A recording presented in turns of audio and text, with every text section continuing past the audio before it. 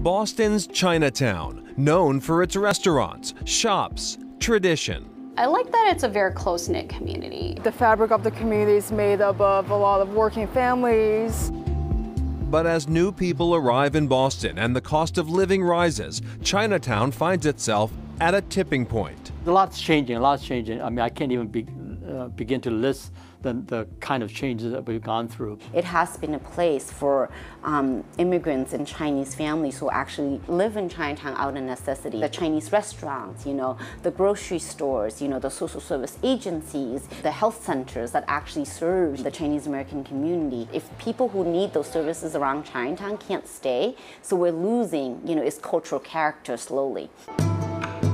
What hasn't changed, Chinatown is packed with people. The last U.S. Census confirming it's the most densely populated neighborhood in Boston. While that might be overwhelming to outsiders, Ling-Mei Wong sees it differently. The lens that people take, or the cultural sort of take that people have, is different. Like our community loves density for the most part. Many people living here arrived from places like Hong Kong, Shanghai, or Beijing. Hong Kong has 8 million people in the city. That is the entire population of Massachusetts. Boston is like, what, 600,000? It's 8 million people in one city for just Hong Kong. And then like Shanghai, Beijing, like they don't even compare. Density for someone coming from those cities to here, like they look at Boston, it's just like, oh, it's so provincial. The buildings are so short. So it's just a very different perspective. Wong is the editor of Sampan newspaper. Founded in 1972, it's the only bilingual Chinese-English newspaper in New England. So the first half of the newspaper will be in English, the second half is in Chinese. If you see the front page, it will have like an English and Chinese story like side by side.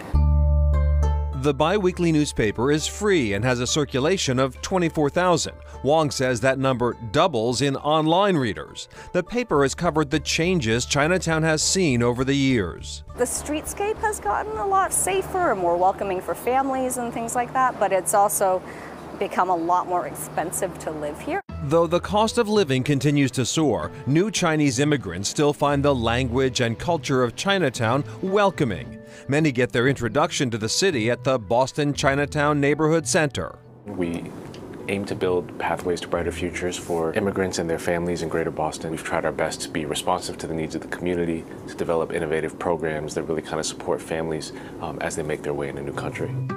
Giles Lee, Chief Operating Officer of the Center, or the BCNC. BCNC offers 3 kind of buckets of services. We have our child care and enrichment programs. We have our education and workforce initiatives, helping the young people in our program imagine a future in which they're able to go to college. We also work with adults who are new to this country to learn English and put them on the track toward a better job or a career.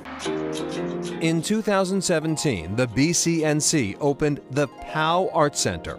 We opened the POW Arts Center as a way to give people in the Chinatown community, as well as people who don't live in the community, a way to kind of interact with their neighbors. On this day, the featured exhibit is titled Leavings, Belongings. More than 150 community members created a cloth bundle and shared their family's immigration story. Ready? Go! The dual language preschool program is a draw for many parents. So we have 2 lead teachers in every classroom. There's a native English speaker and a native Chinese speaker. Students come from the neighborhood and other parts of Greater Boston. Sometimes there are people that live outside of the neighborhood but care about what Chinatown is, and they want to also have their children in the program. So it's a good kind of diverse mix. Lee says he hopes people will continue to use the center's services, but what we really want to do is give people the skills that will help them thrive out there in the world, because the community will always be here. We want people to draw strength from that, from being a part of this neighborhood. Giles Lee says the center's largest programs are family services. It can be a daunting process to enroll your children in school, especially if your child has special needs. Now imagine speaking very little to no English and going through the system. The Chinatown Neighborhood Center works with parents to smooth that process. Next, shaking up the menu.